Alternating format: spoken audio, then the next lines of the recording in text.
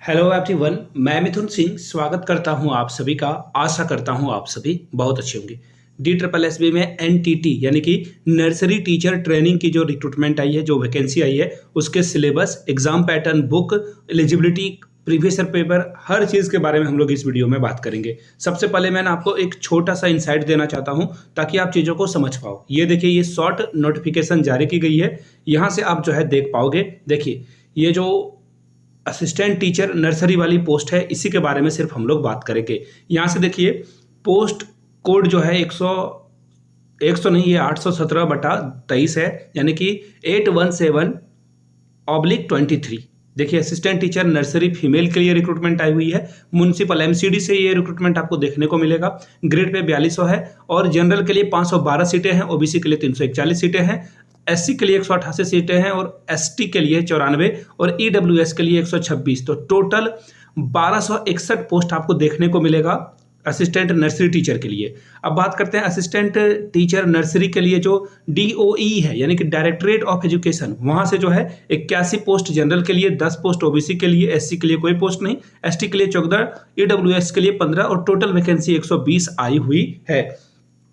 इसी तरह से देखिए, नर्सरी टीचर फिर से है और ये जो है न्यू दिल्ली म्युनिसिपल कॉर्पोरेशन से ये रिक्रूटमेंट है। अलग अलग देखिए, सभी अलग अलग बॉडी है। यहाँ से देखिए 21 पोस्ट है, 26 पोस्ट ओबीसी के लिए, 10 पोस्ट एससी के लिए, एसटी कैटेगरी वाले के लिए 7, ईडब्ल्यूएस के लिए 10, टोटल 74। तो 1455 यानी कि 1455 जो है वैकेंसी निकली हुई है। ऑनलाइन कहाँ से करोगे तो देखिए, यहाँ पे इन्होंने अपना वेबसाइट बता रखा है, https://DSSB-online.nic.in पर जाकर आप अप्लाई कर सकते हो। ये इनका इंफॉर्मेशन रहा।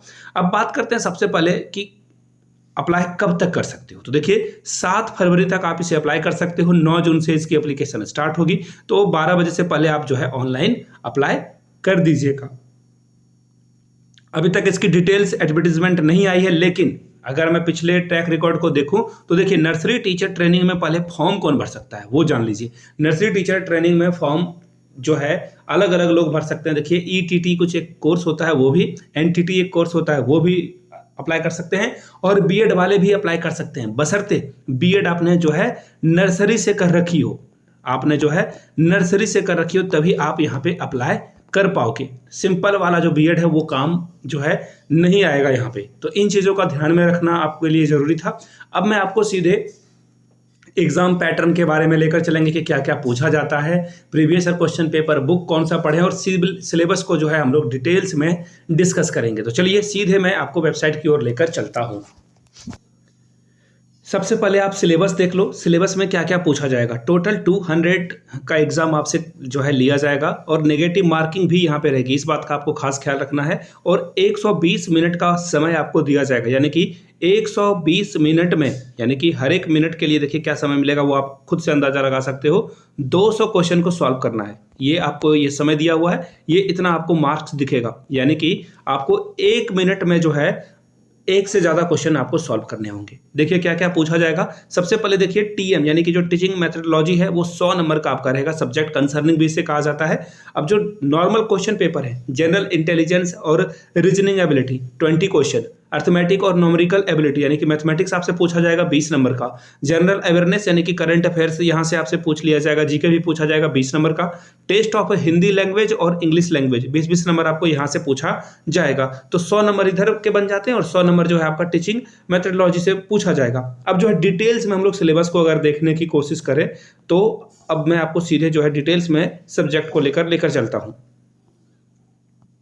जी हाँ, यहाँ से ये मैंने आपको बता दिया था। अब देखिए, जो एमसीक्यू पूछा जाएगा ना, वो देखिए टीचिंग मेथडोलॉजी वगैरह जो पूछा जाएगा वो सिर्फ और सिर्फ बच्चे पर आधारित प्रश्न आपको यहाँ पे देखने को मिलेंगे। एनटीटी वगैरह में जो आपने पढ़ा है, एनआईओएस डीएलएड में जो आपने पढ़ा है वो। अब इंपॉर्टेंट नोट याद रख लीजिए कि एग्जाम जो है आपका ऑब्जेक्टिव टाइप लिया जाएगा। सारी बातें क्लियर होनी चाहिए। बाय द वे, आगे बढ़ूं उससे पहले मैं आप लोगों से कुछ सवाल पूछना चाहता हूं। x⁻0 की वैल्यू क्या होगी, नीचे कमेंट करके बताइएगा। दिल्ली के जो गवर्नर हैं उनका नाम आपको बताना है। तीसरा क्वेश्चन, अब देखो DSSB के फॉर्म को आप भरने जा रहे हो तो DSSB के फुल फॉर्म को आप बता दो। मैं जेन्युइनली जानना चाहूंगा कि कितने लोग, इतने अवेयरनेस इनके अंदर है। हर क्वेश्चन जो है 1 मार्क्स का जो है कैरी करेगा, वैल्यू जो है वेटेज होगी उसकी 1 मार्क्स की होगी। और जो करेक्ट आंसर होगा, आई मीन इनकरेक्ट आंसर होगा, उसके लिए जो है -0.24 जो है आपका मार्क जो है डिडक्ट कर लिया जाएगा, यानी कि आपका जो है स्कोर नेगेटिव मार्किंग में यहाँ पे आपको देखने को मिलेगा। एप्लीकेशन वगैरह जो है आप अप्लाई कर सकते हैं। याद रखिएगा लैंग्वेज पेपर जो है वो बाइलिंगुअल होगा। लैंग्वेज पेपर को छोड़कर सभी पे जो क्वेश्चन होंगे वो बाइलिंगुअल में होंगे। एलिजिबिलिटी क्राइटेरिया के बारे में जान लीजिए कि अगर आप जनरल से हो तो टोटल जो है 40% मार्क्स आपको लाना ही लाना होगा। ओबीसी के लिए 35%, यानी कि 200 का 40%, 35%। एसटी एससी या फिजिकली हैंडीकैप्ड है तो 30% आपको लाना ही पड़ेगा। याद रखिएगा इस बात से। एग्जाम पैटर्न के बारे में मैंने आपको ये पहले ही बता दिया कि क्या क्या आपसे पूछा जाएगा, ये बातें मैंने आपको पहले ही बता दी। वैकेंसी डिटेल ये है। अब सिलेबस के बारे में बात करते हैं। तो देखिए सिलेबस में क्या पूछा जाएगा।